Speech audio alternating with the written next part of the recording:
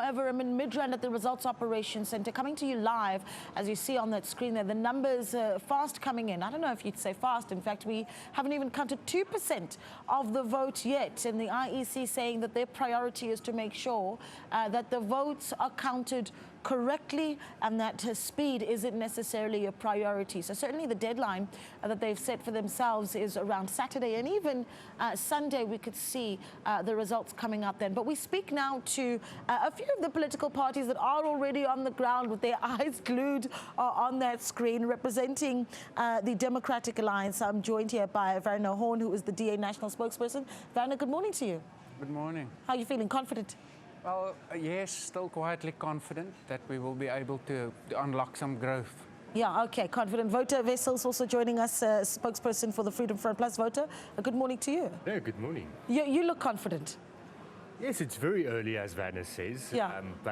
Yeah, we are enthusiastic. Voters turned out yesterday in their numbers. They stood in queues just to bring out their votes, and I think we should all be enthusiastic about that. Yeah, I mean, what's interesting is that certainly for the Freedom Front Plus is we say parties like the EFF were, some of the fastest growing parties in the country, but the Freedom Front Plus in the past few elections has seen a tremendous amount of growth, right? Let's talk about this. You're seen, again, at 1% of the vote counted, you're sitting steady in the top 5.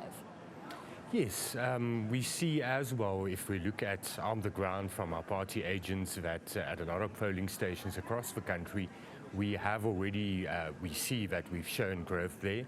We increased our number of votes at those polling stations. So it's early days, but we do believe that we will show significant growth and continue our growth from the previous few elections. Yeah. Yeah, for less than 50% of the vote counted.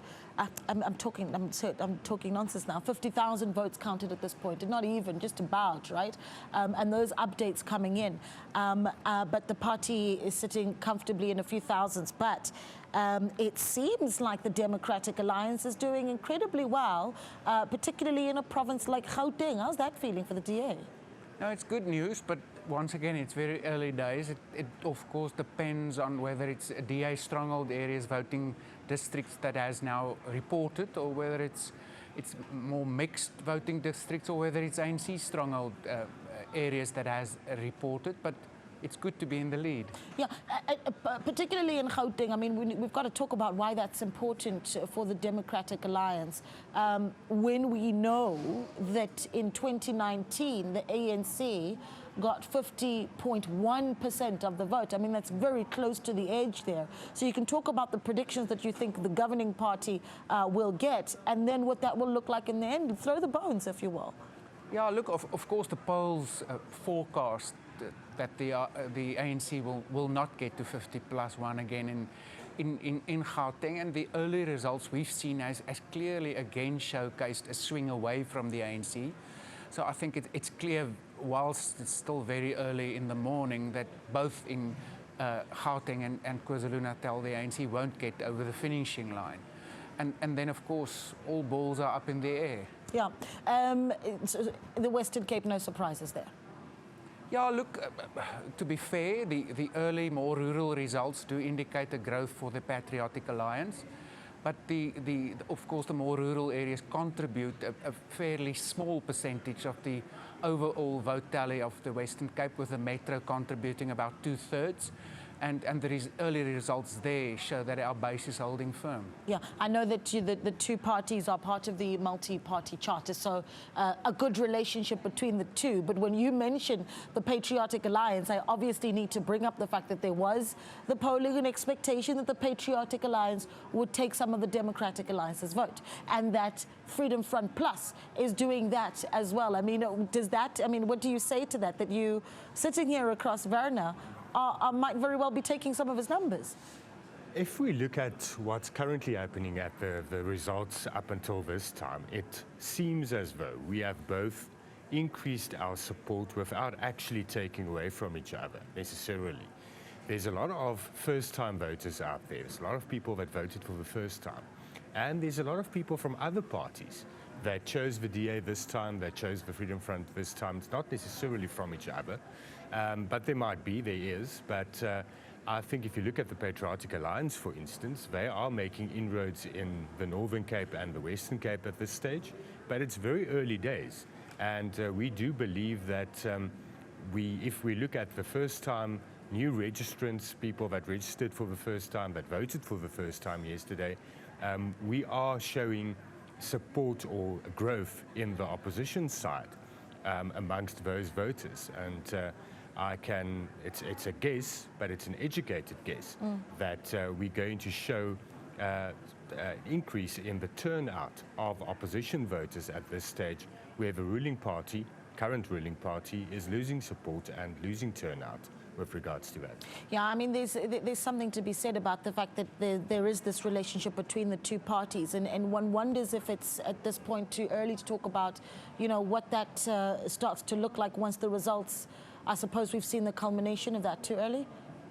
Yeah, very much too early. I mean, the multi-party charter has a number of parties. At this point, it's difficult to gauge as to whether all of them will bring growth to the table. But as Wouter has indicated, our assessment is also that partly because of growth amongst newly registered voters, and partly because of ANC voters turning up in smaller numbers. And the MK party. Maybe staying away, and the MK party eating into the base of the ANC.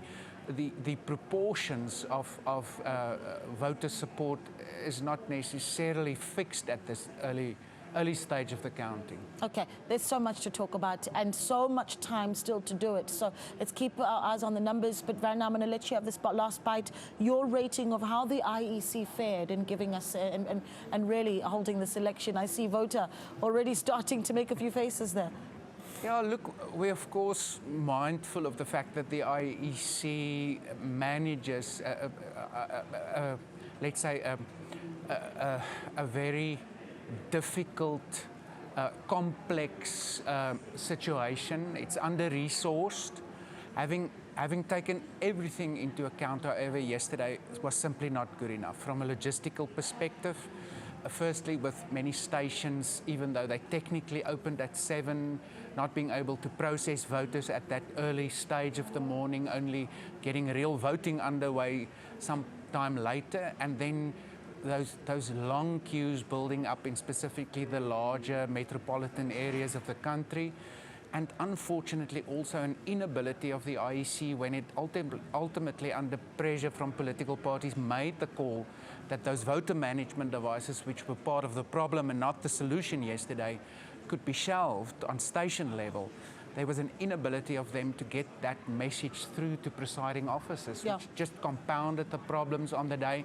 And ultimately, as Wouter earlier indicated, if we sit with acceptable levels of turnout, we have our doubts personally whether we will get to 60%.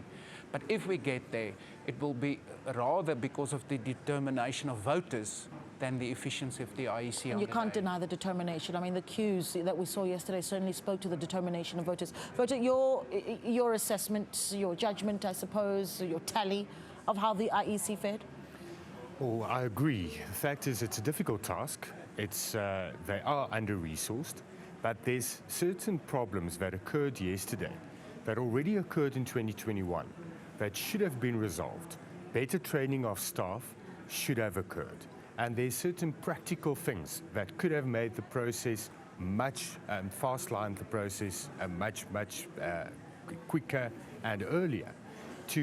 At about 5 o'clock in the afternoon, to then send out a memo and say, this is how you manage the queue process, by dividing the voters' roll and having more than one point where that first check is done. That should have been done in the morning. It's logic. So, and then there were a lot of mistakes where people only received one ballot paper. They were disenfranchised. They couldn't vote on all 3 ballot papers. It was a system fault, but that can have a substantial effect in an election like this that's on a knife's edge. Yeah, well, we're going to be keeping up to date with the IEC. I know that closer towards midday, we are expecting a media briefing for them when they give us certainly the numbers and their findings on really some of the things that went wrong yesterday. But thank you so much to my guests, Wouter Wessels, who is the spokesperson for the Freedom Front Plus, as well as Werner Horn, who is DA spokesperson as well.